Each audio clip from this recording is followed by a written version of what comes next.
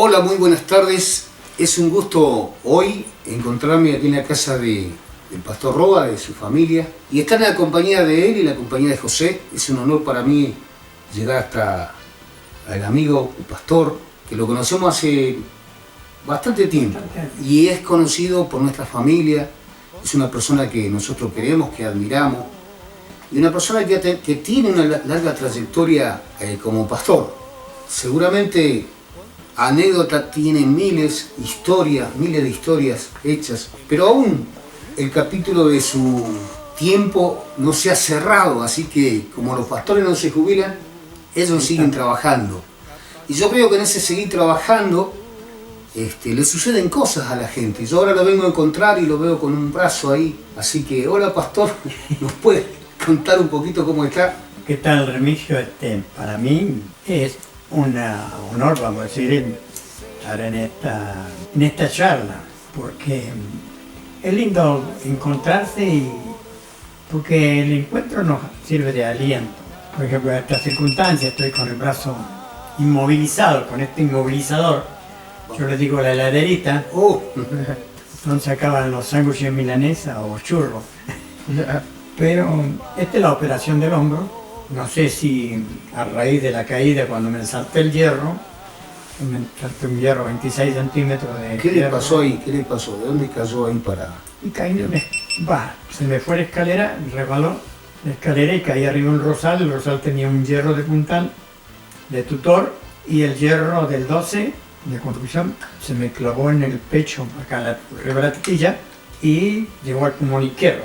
Por el lado derecho, llegó al pulmón izquierdo. Pasó por debajo de la aorta y bueno, todo eso aconteció, me llevaron al hospital, bueno, los médicos asombrados porque el hierro pasó por lugares, pero no tocó una arteria ni vena, nada. Pero se asustó ahí, le causó miedo. Claro, Dios estuvo yo digo, ya no es la primera vez que Dios me saca del apuro, 20 días peleando con el COVID. Y bueno, tantas cosas. Una vez me tiraron una puñalada, estaba fuera de la iglesia. Y bueno, y así han pasado muchas circunstancias de peligro. Pero uno siempre confiando en Dios. A los 15 días la cirujana me dio de alta y me dijo, no puedo creer que a los 15 días te estoy dando de alta después de haberte clavado un hierro en el pecho. Y ella había sido una de las que dijo, tenés un Dios aparte. Yo cuando la doctora me dio de alta, yo le digo, ¿la puedo bendecir? ¿Qué es eso? Me dice, orar por usted, porque usted me atendió de tal forma, porque ella, la mayoría de los médicos mandaban a las enfermeras a hacer las curaciones, y ella venía personalmente mañana y tarde a curarme las heridas. Entonces tuvo una profesionalidad tan buena y una vocación de médica, de doctora, y le tomé la mano y oré por ella antes de despedirme. Yo creo que Dios tiene propósitos todavía con mi vida y por eso no me han ajustado de arriba. Lo que usted hablaba me hace llevarle a una pregunta. Veo que hay gente que están capacitados para atendernos a nosotros, en nuestra persona, en nuestro ser. En este caso los médicos, la medicina, para tratarlo en lo que ha sido su dificultad. Y en el caso de que por ahí nosotros no andamos pensando bien o andamos medio desorientados, hay gente que nos manda a los psicólogos, porque hay gente que atiende esa parte. Ahora, es también de vez en cuando, y yo por ahí lo he escuchado también, hay gente que de repente nos manda que vayamos a ver un pastor. Entonces, Dios dejó para cada área de nuestra vida, personas capaces que nos orienten. Y cuando hay que ir a ver un pastor, yo también recuerdo ese pasaje donde Jesús mira a esa multitud y los ve como ovejas sin pastor. Entonces cuando alguien nos dice que necesitamos un pastor, nos está dando un buen consejo. Y yo quiero preguntarle, ¿quién es un pastor? Bueno, cuando Jesús dijo, habrá un rebaño y un pastor, estaba en un territorio como Israel, que eran todos criadores de ovejas. O sea, lo fuerte de Israel fue siempre criar ovejas. Era poco el animal vacuno que ellos trabajaban. Entonces era un tema muy conocido en todo lo que era la ciudadanía todo lo que eran los habitantes de Israel conocían lo que era un pastor. Y un pastor es un hombre o una persona que se dedica a cuidar ovejas, a pastorearlas. Y la palabra pastorear es una palabra que involucra actividades específicas, porque el pastor, el Salmo 23, que es el Salmo del pastor, nos dice, el Señor es mi pastor, y viene la frase, nada me faltará. Y nada quiere decir que nada. O sea que va a estar todo provisto a través del pastor, al ser el Señor. Claro. Ahora el Señor nos dice, en los evangelios, Él dice, así como yo he hecho, vosotros haced. Aprended de mí, que soy manso y humilde de corazón. Y son cosas que, las cualidades que tiene un pastor, ser humilde y manso. Aunque sea, vamos a tener a decir, violento, cuando está el lobo, o cuando viene el león, o el oso, como dice el salmista David, yo agarraba al oso y al león de las quijadas y lo mataba. O sea que era violento, pero era tierno, porque bajo de un árbol, pastoreando su oveja, él estaba con su arpa y estaba alabando a Dios y mirando las ovejas, cuidando que comieran buen pasto. Y el Salmo dice, el Señor es mi pastor, nada me faltará, en lugares delicados me hará descansar, junto a aguas de reposo me pastoreará. Entonces, todo eso viene, la alimentación, el cuidado de la oveja que no anda entre espinos para que cuando haya que aprovechar la lana, no tenga brojos, no tenga yuyos, no esté toda sucia. Entonces, para que sea lana de buena calidad. Entonces, esto nos enseña a nosotros un pastor. Ahora vamos a trasladarla al ámbito del hombre y pastor clerical, sí. De la iglesia. Entonces, el pastor ya dice que el Señor nada nos hará faltar. Entonces, usted hablaba de ir a un psicólogo. Sí, hay psicólogos. Hay psicólogos, bueno, dejémoselo como dijo Jesús, dejar a los muertos que entierren a los muertos. O sea que los que están sin Dios, que se la arreglen con su psicólogo. ¿Me entienden? Entonces, cuando Dios habla, la palabra nos da toda la enseñanza. Es cuestión de que nosotros usemos esta cosa redonda y este cerebro que hay adentro, usemos para indagar en las escrituras. Muchas veces indagamos en cómo lo haría un psicólogo, cómo lo haría un maestro, fulano, pero ¿qué dice el Señor? Yo tengo que agradar a Dios. Sí. Es la parte importante. Agradar a lo que Dios te manda del pastor. Cuando dice, confortará mi alma, eso es sanidad interior. Es tarea de la iglesia, del pastor, sanar el alma. Porque una persona que viene de afuera, viene con problemas familiares, problemas económicos, viene con problemas de la adolescencia o de la niñez, y viene con un montón de raíces de amargura, con odio a los padres, odios a los vecinos, una cosa que siempre viene con algo. Y cuando Jesús resucita a Lázaro, lo sobrenatural lo hizo él. Lázaro ven fuera, cuando Lázaro sale fuera, no fue él y lo desató, sino que dijo, desatadle. Entonces mandó a desatar. ¿Quiénes son los que desatan? El mismo Espíritu Santo que está en nosotros nos usa para sacar.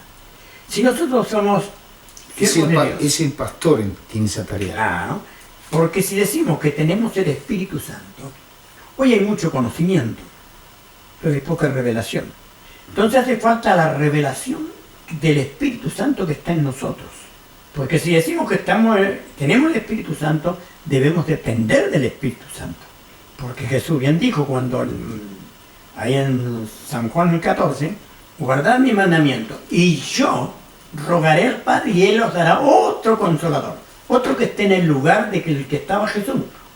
Jesús era el consolador en ese momento. Pero hoy va a venir otro consolador.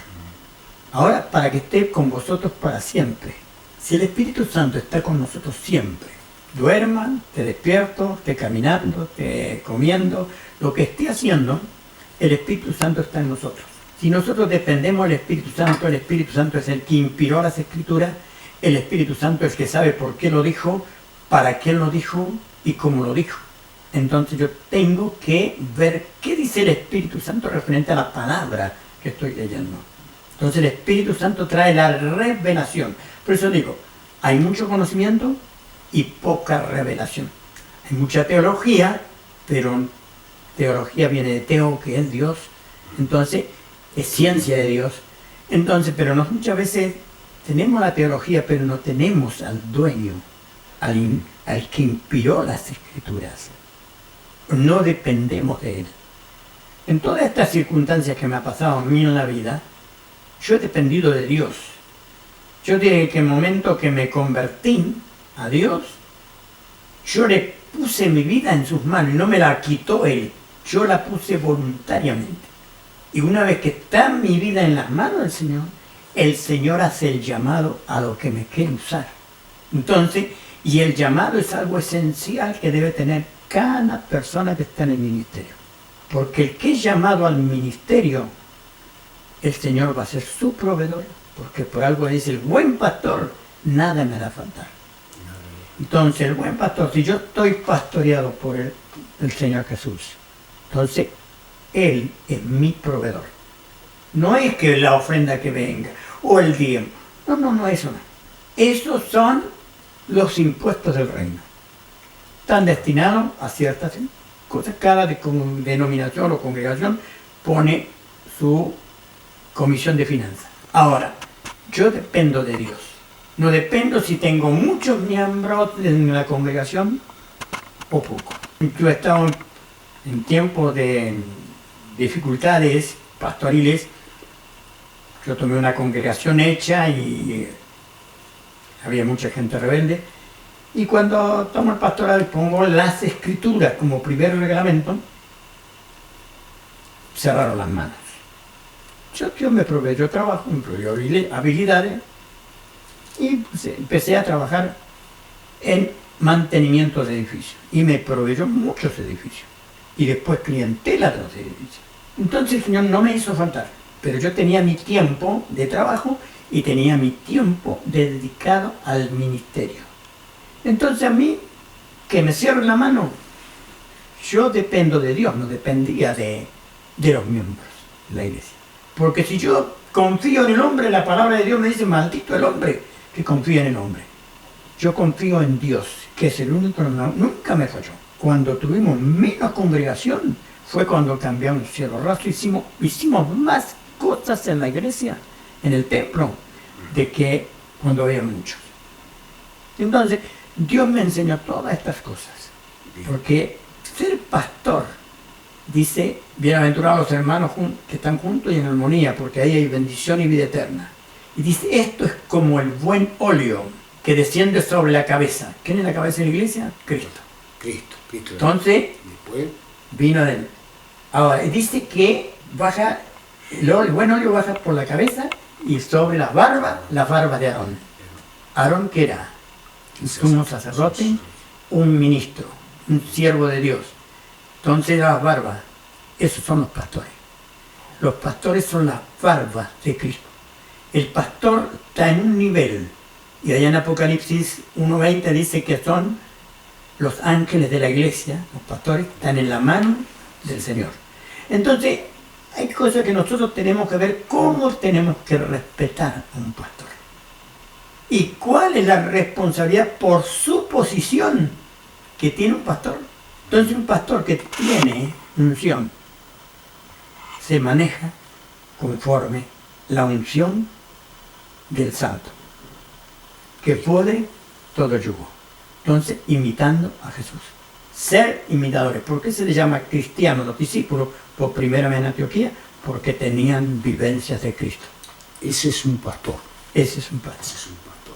El que depende. El que está depende de la cabeza. Claro. Y esa unción la traspasa a todo el cuerpo. A todo el cuerpo. Y el cuerpo son todos Se los miembros. maneja, claro. Y entonces, ahora, cuando uno le hace piso a lo que enseñó Jesús en Mateo 7:24, el que oye mi palabra y la hace, le compara al hombre prudente que edificó su casa sobre la roca. Entonces hay una roca que es sólida, y es la palabra de Jesús. Por eso él dice en Hebreos 1:1 y 2, 1:1, y el verso 2 también, Dice, en los antiguos tiempos Dios habló a nuestros padres por los profetas. Hoy, en este tiempo, ahora por su Hijo, Jesucristo, a quien constituyó heredero de todo. Se me ocurre una pregunta ahí porque nosotros sabemos que Dios se reveló al pueblo de Israel y el pueblo de Israel, de ahí viene Cristo, y Cristo viene, de ahí viene la palabra de Él, ¿Sí? y el conocimiento total de Él, porque Él lo expresa a través de su Espíritu Santo para que lo conozcamos. ¿Es posible que una persona pueda en este mundo vivir sin un pastor? Dios determinó su potestad sola que los hombres tengan pastor, todos. Y todos tienen que ser pastoreados. Si no, Jesús no hubiera dicho que vio a la multitud triste, hacían como estaban, como ovejas sin pastor. Como ovejas sin pastor. Porque una oveja sin pastor, porque la oveja es el animal más torpe. No sabe cuándo toma agua limpia o sucias. Por algo que el Salmo dice, junto a aguas de reposo me pastoreará. Y es pastorear en aguas que estén en reposo, que no sean turbulentas, que arrastren la oveja, no sean ríos correntosos, sino agua apacible. Entonces, para que no corra peligro la oveja, y al mismo tiempo que sean aguas limpias, para que no se enferme la oveja. Y el pastor todos los días ponía aceite en las ovejas, o sea, su oración, el aceite. Entonces, ¿para qué? Para que los gusanos, las moscas, no se metieran en los oídos, en las orejas, y si el pastor se descuidaba que una oveja estaba ya embichada con la mosca, ¿qué pasaba? Que la oveja, el gusano se iba adentro y la oveja moría. Y perdía el pastor. Entonces, Y eso llevado a lo espiritual. y llevaba a lo espiritual, un pastor que no ora por sus ovejas, que no ministra a sus ovejas, que no lleva sanidad interior a sus ovejas. Yo en los años 80 estuve trabajando en la estancia de los Jameson. Estuve con nuestros socios que hacíamos chalet gama 1. Y bueno, y ahí tenía 40.000 ovejas el estanciero. Hicimos la casa nosotros. Y cuando venían los pastores traían los rebaños para esquilar, un rebaño de 1.000 ovejas, y entraban los galpones para esquilarlas. Yo conversaba con los pastores y le digo, ¿qué pasa con las ovejas? Le digo, que no paren, le digo. Ah, no, esas las apartamos para mataderos. Me vino a la mente, cuando me decía ese pastor de ovejas, me vino a la mente de San Juan, en el capítulo 15, que separado de mí nada podía hacer, que él es la vida verdadera, mi padre es el labrador, todo pámpano que en mí no lleva fruto, dice, la cortará, se secará, la echarán al fuego y arde, o sea, el pámpano. Todo pámpano que en mí, dice Jesús, no lleva fruto, o sea que es una rama que está pegada a Jesús Y si y no no, lleva fruto, la cortan. Porque él dice, separado de mí nada podéis hacer. Entonces, ¿quién puede estar sin pastor? claro. Porque sin pastor no tiene guianza, se va a ir a aguas podridas, va a comer, va a andar entre los espinos y se va a quedar enredada o va a andar con la lana toda sucia. Y esa lana va a tener menos valor el día que la esquilan. Porque eso es lo que tiene que cuidar el pastor, que no ande por donde haya abrojo, porque la lana pierde valor. Cuando él dice, yo soy el buen pastor, y el buen pastor su vida da por las ovejas, o sea que gasta tiempo por las ovejas. Sí. Invertir tiempo en una persona es invertir en el reino. Porque nosotros, nuestra tarea es, la única tarea que Jesús dejó a la iglesia, es extender el reino. Y también ve que lo que estamos haciendo también es como para poder Y poder llegar. entender y llegar a gente que por ahí no ha entendido algunas veces ciertas cosas. Usted sabe que es re importante e interesante lo que estamos hablando. Yo quería poner otra pregunta a usted, que ya ha experimentado, hombre, que sigue siendo pastor, porque dice que el pastor no se jubila, ¿no? Y no, No se jubila. siempre tenemos algo para el compartir. Sí, y ha experimentado tantos años en la labor de pastorear a tanta gente, y además seguramente ha enviado a mucha gente a trabajar también a los campos del Señor para ganar almas. Entonces, en el reino de Dios cada día yo quiero pensar que no decaen los pastores, sino que se aumentan, y siempre aparecen pastores jóvenes. Entonces yo quisiera, debido a la experiencia que usted tiene, que usted diera no sé si un consejo, pero un consejo sí, o una orientación a un pastor que está comenzando a pastorear y llevar adelante un rebaño. ¿cuáles serían lo esencial que debería hacer a modo de lograr un pueblo firme en el Señor, un poco, porque tiene que hacer esa obra? Y bueno, lo esencial para una obra, por ejemplo, una obra que recién un pastor que sale el pastorado tiene que iniciarse, tiene que ver que tenga llamado para que Dios lo sostenga, porque muchas veces hay pastores que trabajan tanto que ni hasta por ahí está el día domingo, por ahí no tienen tiempo de hacer un sermón, de preparar un sermón, preparar la comida, vamos a decir. Es como la cocinera, pela las papas, prepara todo, prepara el corta la carne, todo, prepara, después la cocina, la condimenta y la sirve el plato humeante en la mesa. ¿Para qué? Para que el comensal coma. No llega y le pone un puñado de ron con unas papas y un pedazo de carne y le dice, ahí está el almuerzo. Hay que preparar bien la comida. Hay que prepararlo. Por eso, y el sermón es la comida. Eso lo dijo, yo soy el pan que descendió del cielo. O sea, fue un pan que vino preparado. El plan de Dios en la persona de Jesús fue desde antes de la fundación del mundo. Así dice en Efesios. Claro. Entonces, ya venía preparado, era una comida. El pan venía bien cocinadito, había sido bien amasado. Y por eso él lo dice en San Juan 10, él dice, a mí nadie me toma mi vida, yo la pongo de mí mismo. Tengo poder para darla y tengo poder para tomarla. Y este mandamiento recibí de mi Padre. Entonces cuando uno ve eso, entonces tengo que ver que yo voy a iniciar una obra como lo inició Jesús, bien preparada, bien planificada. Tengo que pensar, inicio una obra. Si tiene la posibilidad de comprar el terreno, tengo que tomar un territorio. Porque lo que pasa no es llegar y construir un templo, después nos cuesta ganar gente porque no tomamos. Porque el apóstol Juan dice en primera carta, capítulo 5, verso 19, dice que el mundo está bajo el maligno. Y Jesús dijo que el príncipe de este mundo. Pablo dice que es el Dios de este mundo.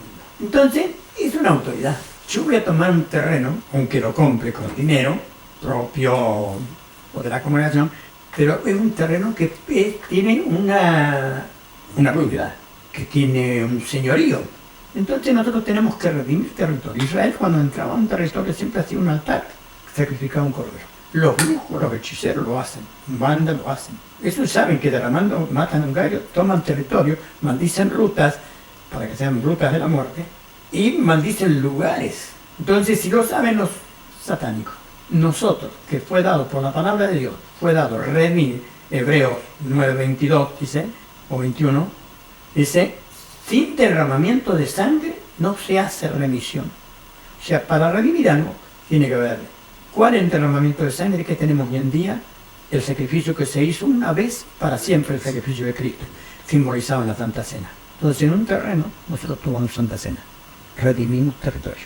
Y después nos ponemos en la capilla, y después va a venir la bendición, porque estamos en territorio que es del reino de Dios. Esto lo enseñamos en guerra espiritual, lo enseñamos a los intercesores, para que lo hagan. Entonces, cuando uno inicia un pastorado, tiene que tener un territorio sólido, basado en la palabra de Dios. Hacer la palabra de Dios es edificar en la roca. Ahora, las vidas que vienen llegando con todas las cargas, con todos los problemas, hay que discipularlas. Amén. Jesús dijo, id y hacer discípulos. Una vez que está sabiendo para qué se va a bautizar. Porque muchas congregaciones no hizo más que convertirse y ya lo están bautizando. Pero la persona no sabe, no es capaz de hacer una ducha, dijo. Y lo tomó así, livianamente. Pero si nosotros le damos un curso de discipulado, en el que entre todo lo que es la salvación, el bautismo, ¿por qué tengo que congregarme? ¿Por qué tengo que estar sujeto a una persona que se dice pastor?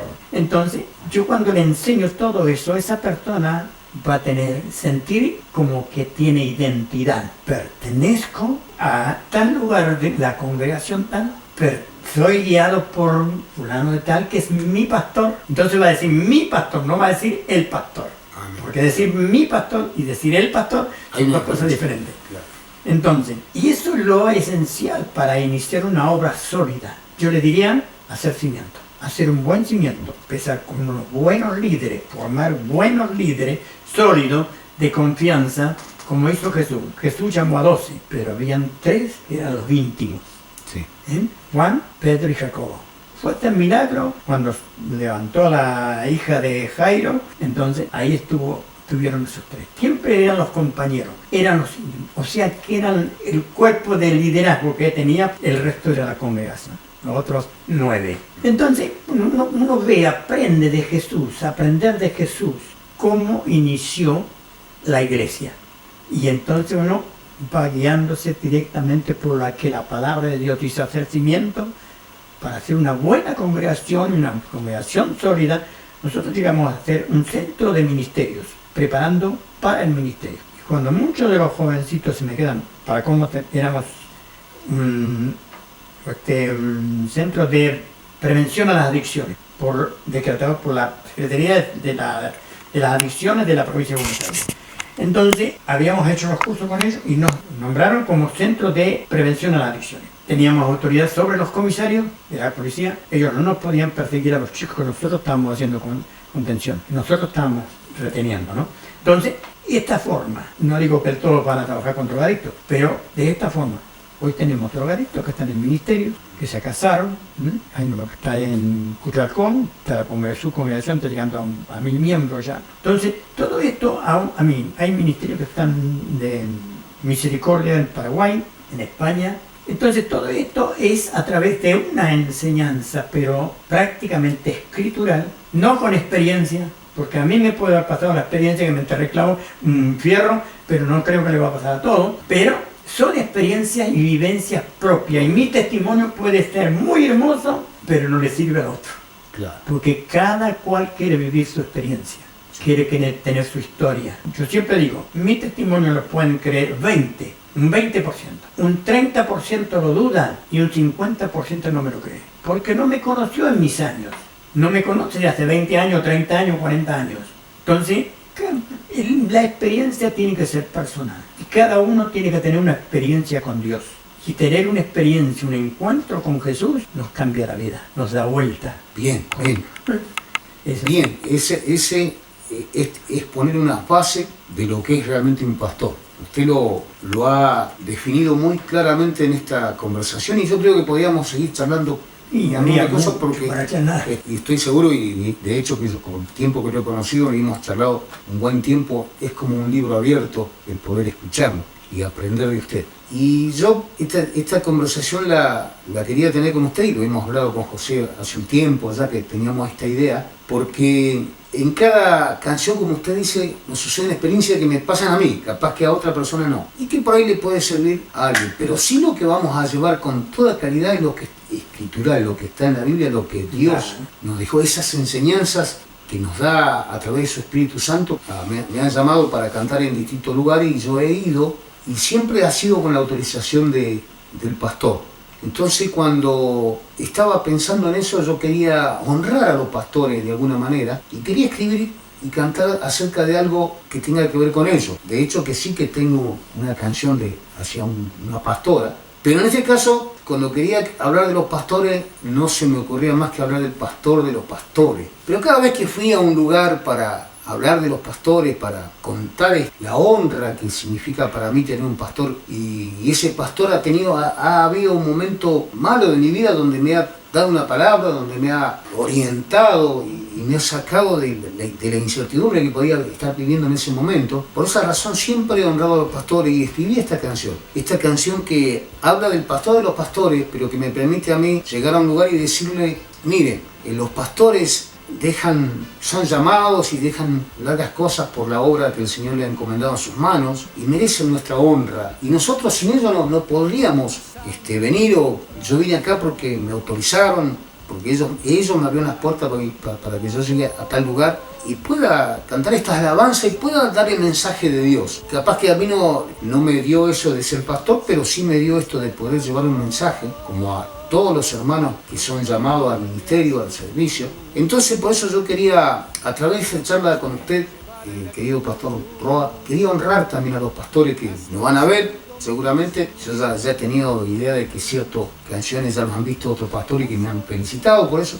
Pero esto es lo que Dios me ha dado a mí, el poder hacer canciones y hablar del reino de Dios.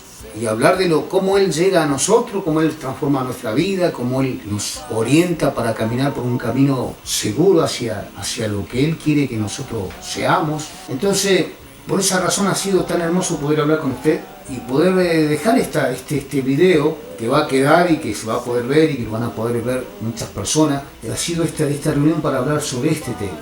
Pero yo creo que puede haber otro momento que podemos hablar también de otras cosas. Así que hasta ese momento lo despido, ya nos veremos, nos encontraremos de vuelta. Muchas gracias por este encuentro. Así que también gracias a usted, Pastor. Lo apreciamos mucho, lo amamos en el Señor y Dios le bendiga. Las enseñanzas de ustedes son verdadero pan para nosotros. Así que muchas gracias, Pastor. Gracias a ustedes. Gracias, Josécito.